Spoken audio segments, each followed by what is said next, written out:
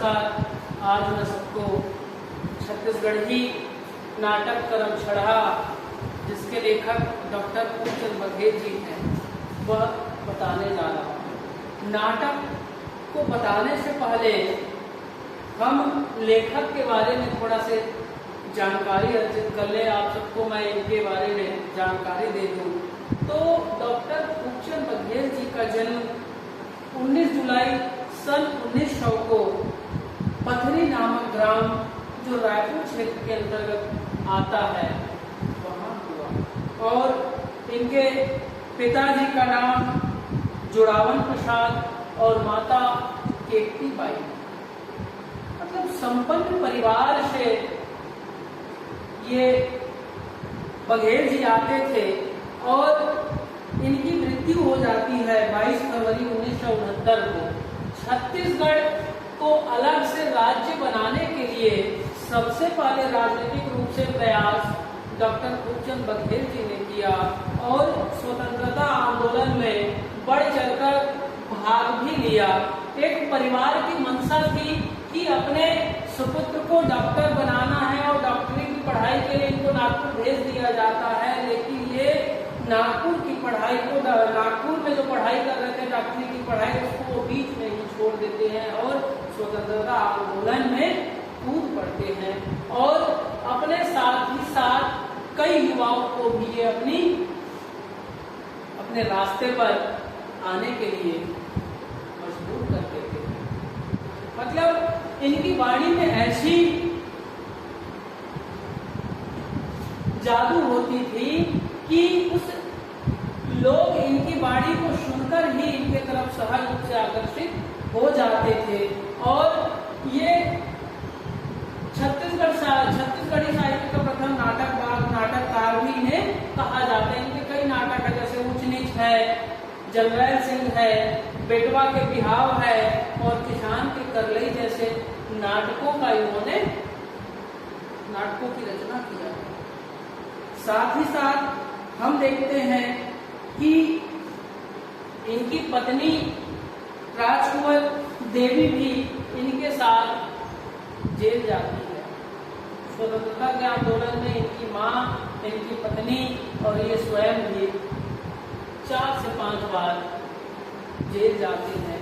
अंग्रेज इनको कई तरीके से प्रताड़ित करते हैं, लेकिन ये अंग्रेजों के अत्याचार के आगे बिल्कुल भी नहीं झुके और लगातार आंदोलन में लगे रहे। और इनका जो आंदोलन है वो एक सफल भी हुआ। कैसे कि भारत 1947 में आजाद हो गया। उसके बाद इनका आप कद देखिए, ये विधानसभा के सदस्य भी हुए और राज्यसभा सदस्य भी हुए। लेकिन इनकी एक इच्छा थी, क्या इच्छा थी कि छत्तीसगढ़ एक अलग सा राज्य बने, लेकिन इनके जीते जी संभव नहीं हो पाया। अब हम आते हैं करम छड़ा नाटक पर। छत्तीसगढ़ी नाटक करम छड़ा, और इस करम छड़ा नाटक के केंद्र में है मूलचंद। मूलचंद वह व्यक्ति है जो 2 गांव के गौटिया है ना, गुहरी गौटिया के पुत्र हैं। गवार गांव और गोहारडीह के गौटिया रहते हुए भी गुहरी गौटिया इतने धन के लालची हैं कि वह अपने बेटे की भावनाओं का भी ख्याल नहीं रखते और हमेशा पैसा पैसा ही रटते रहते। और एक तरफ वो वकील और बाकी लोगों को देखकर गुहरी गौटिया अपने पुत्र मूलचंद को रायपुर भेज देते हैं पढ़ाई करने के लिए, कि जिस प्रकार बाकी अधिकारी लोग पैसा कमा रहे हैं, उसी प्रकार मेरा पुत्र भी पढ़ लिख कर पैसा कमाएगा करके उनको रायपुर भेज देते हैं। लेकिन मूलचंद देखिए कितना संघर्ष करते हैं। पढ़ाई कर लेने के बाद नौकरी के लिए वहाँ भटकते हैं, लेकिन उनको कहीं भी नौकरी आसानी से नहीं मिल पाती। अंत में एक जगह 30 रुपये माह की नौकरी करते हैं और 30 रुपये माह की नौकरी करने के साथ ही साथ अपने पिताजी को भी पैसा भेजना है और शहर में रहकर शहर में सभी प्रकार के खर्च को उतने पैसे से कर पाना बहुत मुश्किल मुश्किल था, लेकिन यह व्यक्ति देखिए इन सब तमाम संघर्षों के बावजूद रायपुर जैसे शहर में अपना जीवन यापन कर रहे हैं। और जो मूलचंद का जो मित्र है मदन, है ना, मदन के पिताजी मात्र 60 रुपया मासिक कमाते हैं, लेकिन इन लोग बहुत आराम से जीवन व्यतीत कर रहे हैं। मूल रूप से इलाहाबाद के थे।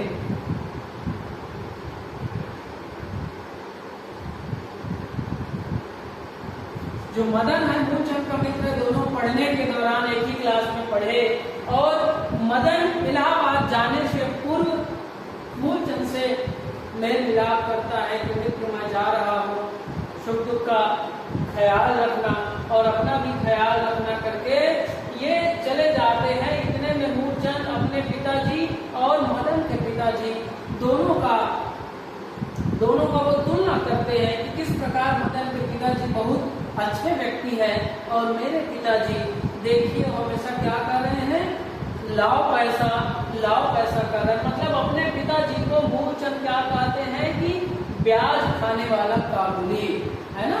जो सेठ लोग जिस प्रकार ब्याज वसूलते हैं, ब्याज ऐंठते हैं किसानों से, उसी प्रकार जो मूलचंद के पिता जो गोरी गौटिया है वो सिर्फ और सिर्फ इनसे पैसे की मांग करता है।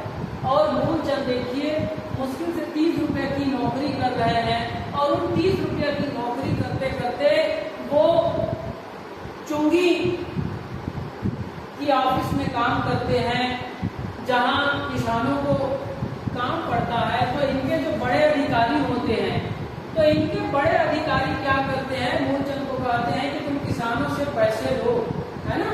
तो और जब पैसे ये नहीं लेता मूलचंद, तो जो बड़े अधिकारी हैं इनको कई तरीके से लज्जित करते हैं, कई तरीके से इनको सुनाते हैं।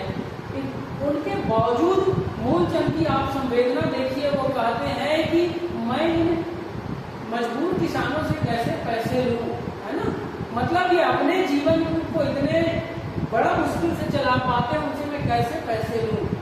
और वो यह भी सोचते हैं कि ये बेचारे लोग एक बार थोड़ा तेज आवाज में बोलने से डर जाते हैं, है ना, पैसा दे भी देंगे लेकिन मैं इनसे पैसा नहीं लूंगा। तो वहां हमें मूलचंद की ईमानदारी दिखाई पड़ती है। मतलब इस मूलचंद से हमें ये यहाँ सीखने को मिलता है कि पैसा ही सब कुछ नहीं है। अब हम देखते हैं कि ये पैसा नहीं लेने के बाद इनके क्रोध का इनको सामना करना पड़ता है, वो सहन कर लेता है। अब होता क्या है कि जो मदन की जो पत्नी मूलचंद की जो पत्नी है सुंदरी, है ना, अब ये रायपुर जैसे शहर में रह रहे हैं और रायपुर जैसे शहर में रह रहे हैं तो इनके जो बहुत दूर के जो सगा संबंधी है वो पहुंच जाते हैं, जैसे दुर्जन नोटिया, दुकाल मंडल, गरुआ, बुरुआ, छग्गर सिंह, है ना, यह सब जाते हैं। और वहां आप रायपुर जैसे शहर में जाके जो मुश्किल से बेचारा 30 रुपया मांग पा रहा है ना, 30 रुपया मतलब उस समय बहुत पैसा होता था, लेकिन उसको अच्छे से खर्च किया जाए तो दो लोग आराम से अपना रोजी रोटी अपना पेट भर सकते थे। लेकिन यहाँ इतने लोगों का रहना और मूलचंद की एक नौकरानी है खोरी।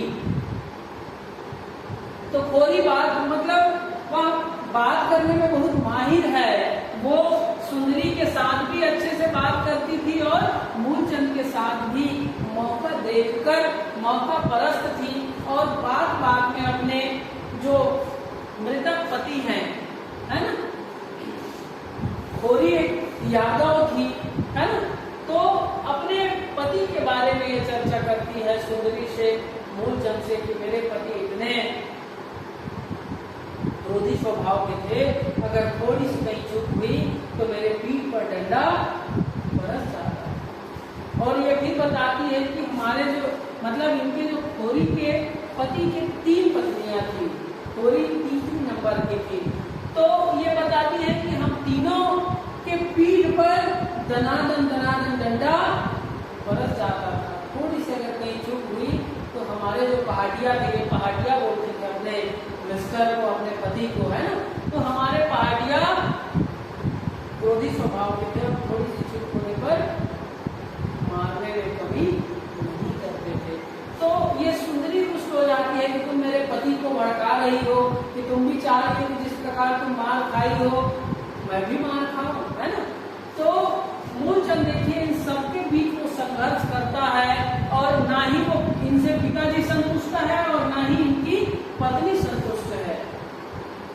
पत्नी क्यों संतुष्ट नहीं है कि तुम इतना 30 रुपए कमा रहे हो, मैं जब से तुम्हारे यहाँ आई हूँ तब से ना ही मैं अच्छा से खा पाई हूँ, ना ही अच्छा से कुछ पहन पाई हूँ।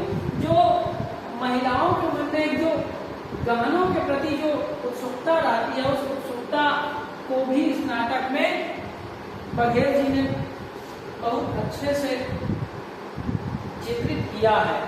अब होता क्या है कि ये जो दुर्जन लौटिया इनके यहाँ चले जाते हैं तो वो सुंदरी खाना बनाने से मना कर देती है। तो मूलचंद अपने प्रतिष्ठा को बचाने के लिए क्या करते हैं कि खोरी को किसी प्रकार से वो कुछ पैसे दे देते हैं कि तुम ये रख लो, लेकिन इन जो मेहमान आए हैं, अतिथि आए हैं, उनके लिए खाने की व्यवस्था कर दो। तो खोरी खाने की व्यवस्था करती है और ये बाजार चले जाते हैं कि चलो बाजार करके इनको ले जाते हैं मूलचंद को, और इनके मूलचंद के नाम में 15 रुपये उधारी लिखवा के आ जाते हैं ना। उसको कौन भोग रहा है? मूलचंद भोग रहे हैं। और साथ ही साथ हम देखते हैं कि जब इन सब चले जाते हैं तो झक्कर सिंह भी आ जाता है कि मेरे दूर के रिश्तेदार हैं, पहचान वाले हैं, तो इनकी भी व्यवस्था करते हैं। इस प्रकार देखिए कर्ज में भी पड़ रहे हैं, बाजार में उधारी कर लिए, लेकिन इसका आप दूसरा हिस्सा देखिए। जब मूलचंद की जब सास और उनके जो शाला है वह आते हैं तो सुंदरी बहुत प्रसन्न हो जाती है, भैया और माँ आई है करके, और ना चाहते हुए भी वो तरह तरह से खर्च करती है। और अंत में इनका जो भेड़ा धन है वो मूलचंद का साला है, और उन्हीं के लिए मूलचंद पर दबाव डालकर सुंदरी इनसे 100 रुपया कर्ज करवा लेते हैं बाजार से।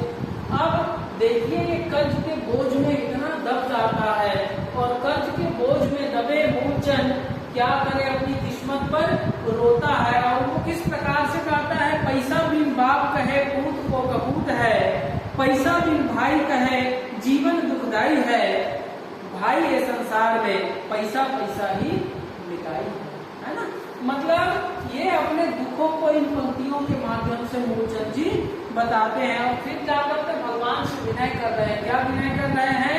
दीन दयाल दया करके भवसागर से पार करो मुझको, नीर अपार न तीर दिखे किस भीड़ धरूं अपने मन को, मेरी नाव डुबाए रही नद में शरणागत जान के तार मुझे। मतलब वो सब तरीके से फंस जाता है, और फंसने के बाद सिर्फ और सिर्फ उनको ईश्वर ही याद आते हैं, ईश्वर के अलावा किसी को याद नहीं करते। अब ये जिनसे कर्ज लिए थे 15 रुपया और 100 रुपया, उस समय 15 और 100 रुपया बहुत बड़ी राशि है ना।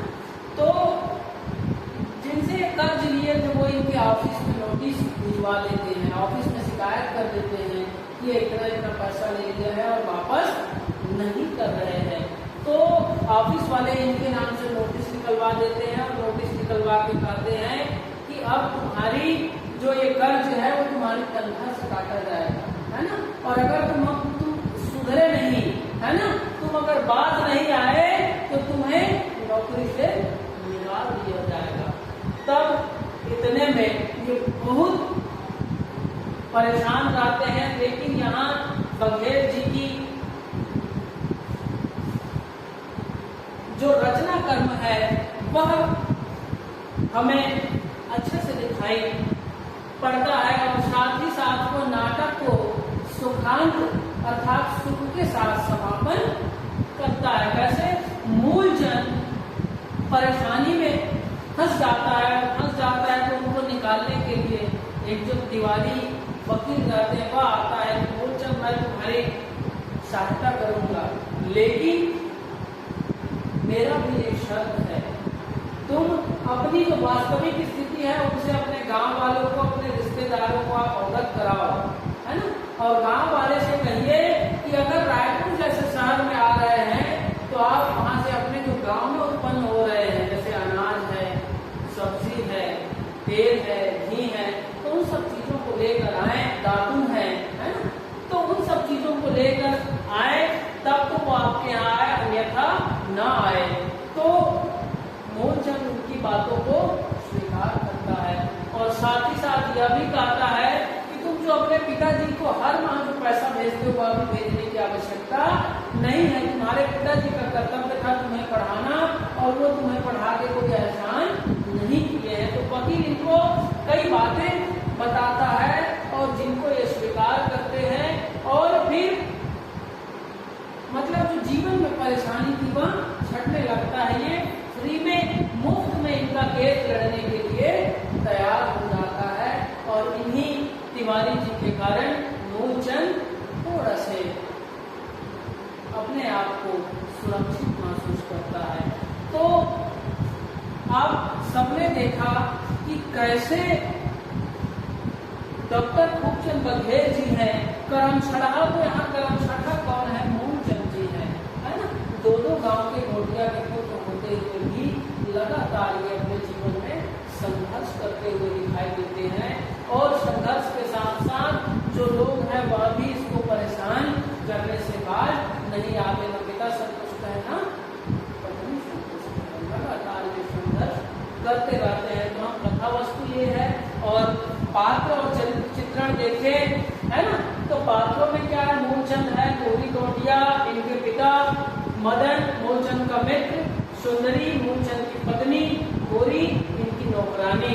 और अन्य पात्रों में दुर्जन गौटिया, दुकाल मंडल, लरुहा, भुरवा, झक्कर सिंह, भेड़ाधर और सुंदरी की माँ और तिवारी वकील है ना। मात्र ज्यादा पात्र इसमें नहीं है। और नाटकीयता की दृष्टि से देखें तो नाटकीयता रंगमंच वहां हमें हर जगह दिखाई देता है। ये अपने समय में बहुत कई बार इसका मंचन किया गया है। तो नाटकीयता भी हमें इस नाटक में हर जगह दिखाई